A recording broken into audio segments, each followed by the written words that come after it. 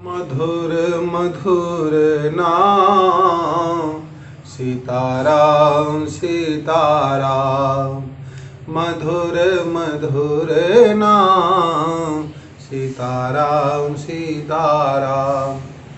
महात्मा वाल्मीकि जी भगवान श्री राम की निवास का स्थान बतला रहे हैं। कहते हैं महात्मा वाल्मीकि अयोध्या कांड के एक दोहे में कि जसु तुम्हार मानस विमल, हंसिनी जी हाजास, मुखता हल गुण गण चुनई, राम बसहु हियतास। हे प्रभु, आपका पवित्र यश, आपकी पुनीत कीर्ति मान सरोवर के समान है। जिसकी जीभ हंसिनी के समान बनकर उस मान सरोवर से आपके गुण समूह रूपी मोती को चुगती है, आप उसके हृदय में निवास करो। हे मेरे राम, जो आपके मंत्र राज का जाप करते हैं उनके घर में निवास करो।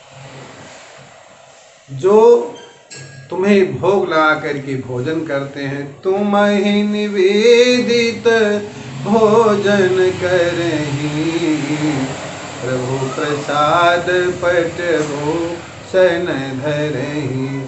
तुम ही निवेदित भोजन करही, प्रभु प्रसाद पट भूषण धरही। जो आपको अर्पण करके, आपको भोग ला करके भोजन करते हैं, जो आपको अर्पण करने के बाद, आपको समर्पित करने के बाद वस्त्र और आभूषण धारण करते हैं, हे मेरे नाथ, आप उनके हृदय में निवास करो। चरण राम तीर्थ चली जाही, राम बसहु तिनके मन माही। भगवान का भोग लगाए बिना भोजन नहीं करना चाहिए। एक संत ने लिखा है कि बिना लगाए भोग जो नर भोजन करत हैं, होई सकल तन रोग, जन्म लहई पुनि काग करे।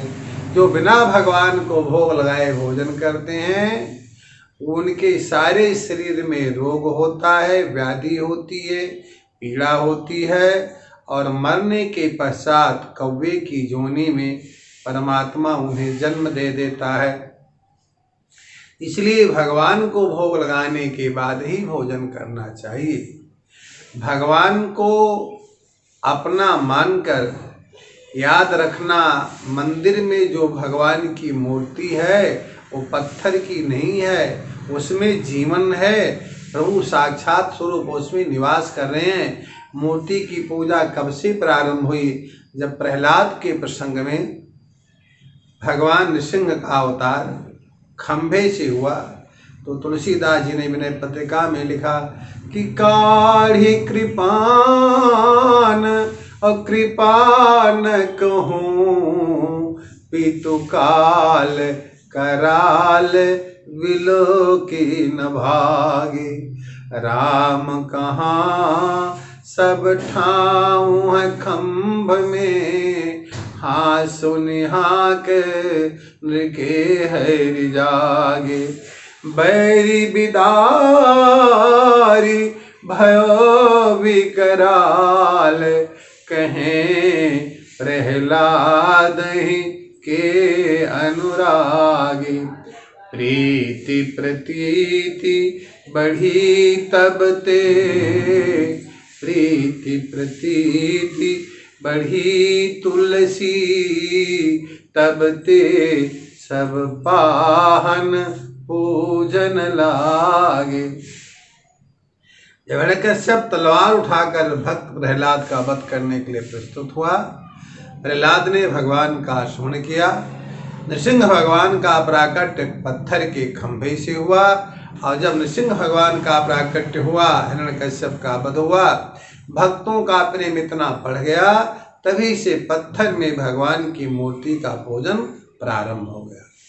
तो कर नित करहि राम पद पूजा, कर नित करहि राम पद पूजा, और राम भरोसे हृदय नहीं दूजा, राम भरोसे हृदय नहीं दूजा।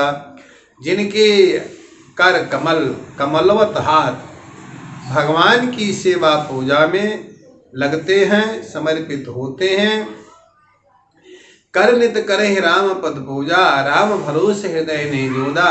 भगवान श्री राम के सिवा जिनके हृदय में किसी दूसरे का भरोसा नहीं है, प्रेम नहीं है, विश्वास नहीं है, हे मेरे श्री राम आप उनके हृदय में निवास करें। चरण राम तीरथ चल जाहि, राम बसहु तिनके मन माहि। जो अपने चरणों से अयोध्या धाम की यात्रा करते हैं, मथुरा धाम की यात्रा करते हैं, चार धाम की यात्रा करते हैं, नाना प्रकार के तीर्थों में जो यात्रा करते हुए अपने चरणों का संचालन करते हैं, भगवान का दर्शन करते हैं, वहाँ की धरती की पावनता को प्राप्त करते हैं, हे मेरे प्रभु आप उनके हृदय में निवास करो। लेकिन एक बात याद रखना, तीर्थ यात्रा तभी कर पाओगे जब भगवान की कृपा होगी। यदि प्रभु नहीं चाहेंगे तो आप अयोध्या नहीं आ सकते हो, यदि प्रभु नहीं चाहें तो आप चार धाम की यात्रा नहीं कर सकते हो, अगर प्रभु नहीं चाहें तो मथुरा वृंदावन का पावन दर्शन आपके नेत्र नहीं कर सकते हैं। ऐसी धरती पर जो जाते हैं, आपके नाम का स्मरण करते हैं, अपनी श्रद्धा भक्ति के अनुसार दान और दक्षिणाएं करते हैं, हे प्रभु आप उनके हृदय में निवास करो। चरण राम तीरथ चली जाहि, राम बसहु तिनके मन माहि। प्रभु ते अधिक गुरु ही जिय जानी, सकल भाय से वही सन्मानी। जो हे प्रभु श्री राम आपसे अधिक अपने गुरु को महत्व देते हैं, गुरु में भरोसा रखते हैं, आप उनके हृदय में निवास करो। एक महात्मा जी थे, गंगा के किनारे उनकी कुटिया थी, शिष्य उनके सैकड़ों हो गए थे। तो महाराज जी ने मन में विचार किया, यहाँ रहते रहते बहुत दिवस व्यतीत हो गया है, चलो हम अब तीर्थ यात्रा पर निकलते हैं, भ्रमण करते हैं। तो उन्होंने शिष्यों से कहा कि देखो तुम लोग यहाँ रहना, स्नान करना, भोजन करना, ध्यान करना, आराधना करना, तब तक मैं अपनी तीर्थ यात्रा पूरी करके वापस आऊँगा। तो जब शिष्यों ने इस बात को सुना तो गुरु का विक्षोभ मन में आया, लेकिन एक बड़ा ही अब उस गुरु का विश्वासी शिष्य था, प्रेमानुरागी शिष्य था। तो उसने कहा गुरुदेव जब आप चले जाएंगे तो हम बिना गुरु जी के दर्शन के रहेंगे कैसे। तो गुरु जी के मुख से अनायास ही निकल गया कि बेटा जब मैं चला जाऊंगा तो तू इन्हीं गंगा मैया को अपना गुरु मान लेना। गुरु जी चले गए। अब प्रातः काल हुआ, सारे शिष्य उठे, गंगा नहाए, स्नान किया, ध्यान किया, पूजन किया, कार्य में लगे। लेकिन इस शिष्य ने सोचा जी कि जब गंगा हमारी गुरु है तो हम इनमें स्नान कैसे करें, क्योंकि हमारे गुरु जी ने कहा जब तक मैं नहीं आऊँगा गंगा तुम्हारी गुरु रहेगी। उसने स्नान करना बंद कर दिया। 1 वर्ष बाद गुरु जी वापस आए। शिष्यों ने शिकायत किया गुरुदेव जब से आप गए आपके शिष्य ने गंगा स्नान नहीं किया। गुरु जी ने बुलाया, भाई क्या बात है, तू गंगा क्यों नहीं नहाया। तो उस भोले भाले शिष्य ने कहा गुरु जी आप ही ने कहा था कि मेरे जाने के बाद ये गंगा ही तुम्हारी गुरु बन जाएगी। तो गंगा जब गुरु है तो उनमें पाँव हम कैसे डालें, पावन शरीर उसमें हम कैसे डालें, स्नान कैसे करें। तो गुरुजी ने सोचा कि तो बड़ा काम बिगड़ गया, क्योंकि मेरा शिष्य गंगा स्नान से वंचित हो गया, लाओ इसको गंगा स्नान कराओ। तो गए गुरुजी, प्रातः काल का समय, अपनी लंगोटी अपनी साफी गंगा के किनारे रख दिया, गंगा में प्रवेश कर गए। और जब कमर तक जल में गुरुजी घुस गए, स्नान किए, तो उसी शिष्य से बोले, बेटा जरा मेरी लंगोटी ले आ। अब वो परेशान बेचारा कि गंगा में पाँव में कैसे रखूं। उसने अपने ही गुरु की प्रार्थना किया। बताया जाता है गंगा में कमल के पत्ते प्रारंभ हुए, गुरुजी जहाँ तक स्नान कर रहे थे वहाँ तक कमल के पत्ते दिखाई देने लगे। शिष्य ने लंगोटी उठाई, साफी उठाई और उन्हीं पत्तों पर चढ़ता हुआ गुरुजी के पास पहुँच गया। गुरुजी ने कहा, बेटा तू तो मुझसे आगे निकल गया।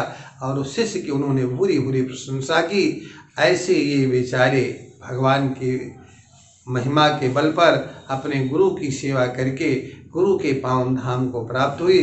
बोले सद्गुरुदेव भगवान की जय।